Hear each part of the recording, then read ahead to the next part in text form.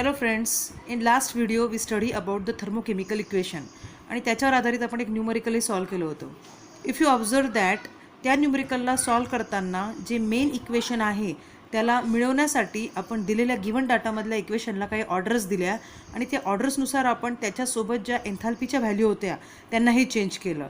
And after cancellation of same reactant and product आपण जे शेवटचं इक्वेशन आहे जे त्याच्यासाठी आपल्याला स्टँडर्ड एन्थाल्पी कॅल्क्युलेट करायची आहे त्या इक्वेशनसाठी आपण ते 3 किंवा 2 दिलेले गिवन इक्वेशन कॅन्सल केले.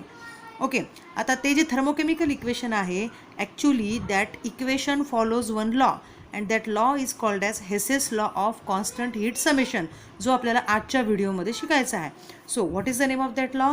Hess's law of constant heat summation. Summation म्हणजे काय? बेरीज. आणि कॉन्स्टंटचा अर्थ तुम्हाला कळतो. आता या ठिकाणी हीट इथे एन्थाल्पी म्हणून आपल्याला हीटचा अर्थ घ्यायचा आहे. आता what is the statement of that law?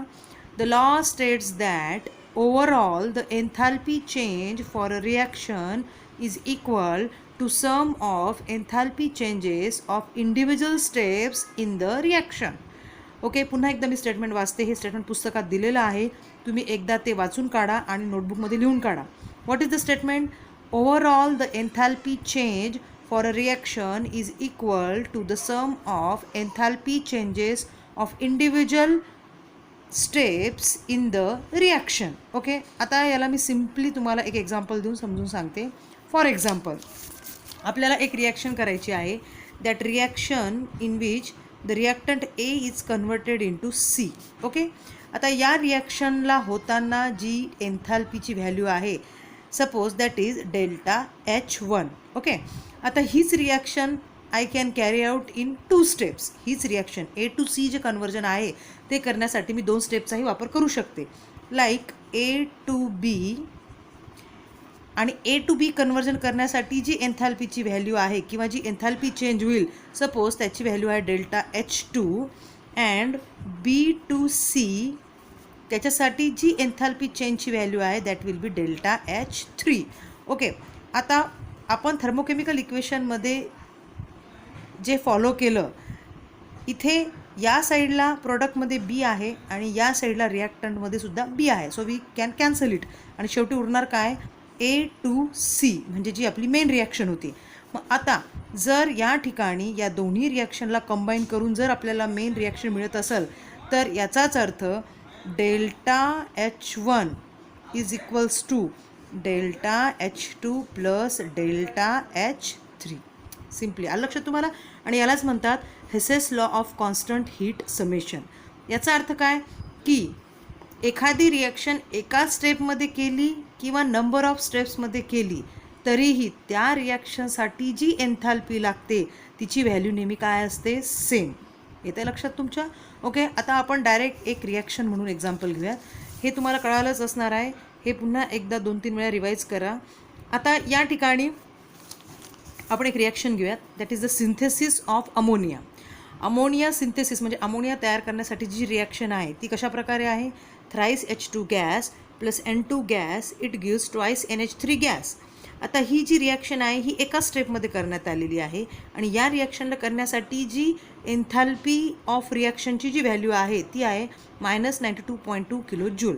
आता हीच वरती दिलेली reaction we can make in 2 steps. आपण हीच रिॲक्शन 2 स्टेप्समध्ये करू शकतो.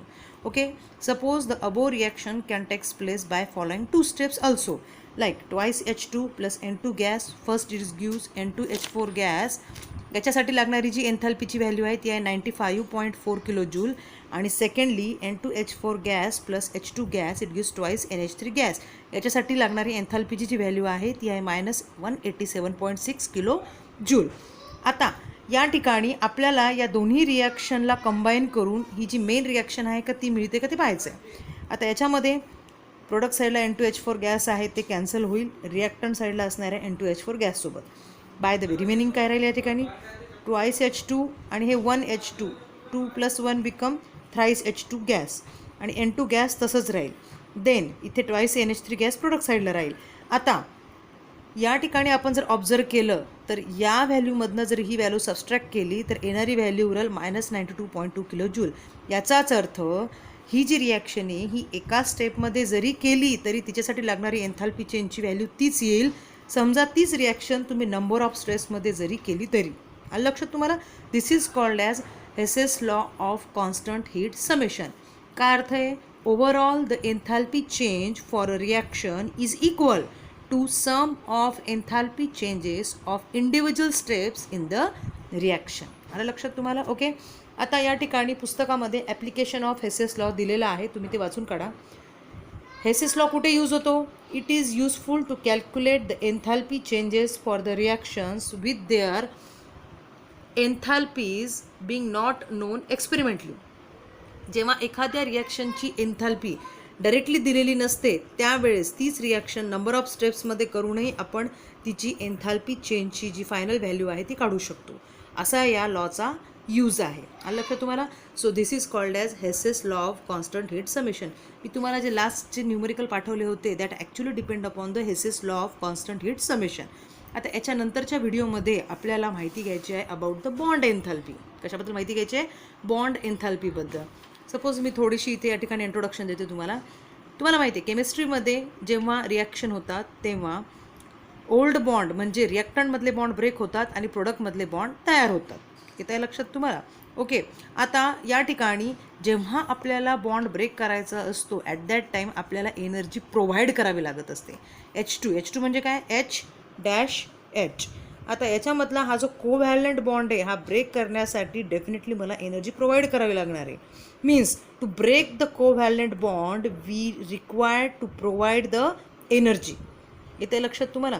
म्हणजे बॉन्ड फॉर्म होताना एनर्जी रिलीज होते, एक्झोथर्मिक रिॲक्शन असते, आणि बॉन्ड ब्रेक करताना एनर्जी गेन केल्या जाते, मीन्स एंडोथर्मिक रिॲक्शन आहे. सो बॉन्ड एन्थाल्पीचा अर्थ काय होतो? It is the enthalpy change required to break particular covalent bond in 1 mole of gaseous molecule to produce gaseous atoms and or radicals is called bond enthalpies. म्हणजे तुम्हाला 1 मोल gaseous मॉलिक्यूलला त्याच्यामधल्या covalent बॉन्डला break करून त्याला इंडिव्हिज्युअल गॅसियस ॲटममध्ये कन्वर्ट करण्यासाठी जी enthalpy लागते त्याला म्हणतात बॉन्ड एन्थाल्पी, आणि हिची व्हॅल्यू नेहमी प्लस असते. एक गोष्ट लक्षात असू द्या. आणि लक्षात तुम्हाला इथे जर तुम्ही ऑब्झर्व केलं असेल तर H2 गॅसमध्ये जो एक H ॲटम आहे तो गॅसियस फॉर्ममध्ये आहे, दुसरा H ॲटम गॅसियस फॉर्ममध्ये आहे.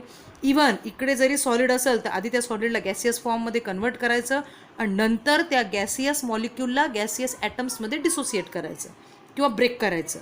That is called as bond enthalpy. Second example आहे HCl गॅस. हा कसा सेपरेट होईल किंवा याच्यासाठी बॉन्ड एन्थाल्पीची रिॲक्शन कशी लिहिली जाईल? H gas plus Cl gas. आणि याला ब्रेक करण्यासाठी आपल्याला जी एनर्जी रिक्वायर्ड आहे किंवा बॉन्ड एन्थाल्पीची जी व्हॅल्यू आहे ती आहे 431.9 किलो जूल. ओके. आता या दोन्ही एक्झाम्पलमध्ये हे दोन्हीही मॉलिक्यूल जे होते ते डाय ॲटोमिक होते. डाय ॲटोमिक म्हणजे याच्यामध्ये 2च ॲटम्स होते. जेव्हा पॉली ॲटोमिक मॉलिक्यूल येतात, पॉली ॲटोमिक म्हणजे 2पेक्षा जास्त जेव्हा ॲटम्स येतील सेम एलिमेंटचे किंवा वेगवेगळ्या एलिमेंट्सचे, तेव्हा बॉन्ड एन्थाल्पीची जी कन्सेप्ट आहे ती आपल्याला वेगळ्या प्रकारे वापरावी लागणार आहे. ओके. बॉन्ड एन्थाल्पीवर आधारित आपल्याला न्यूमेरिकल सॉल्व करायचे आहेत. अगोदर आपण याची डिटेल माहिती घेऊयात आणि त्याच्यानंतरच आपण न्यूमेरिकलकडे जाऊयात. सो बॉन्ड एन्थाल्पीचा अर्थ तुम्हाला कळाला आहे.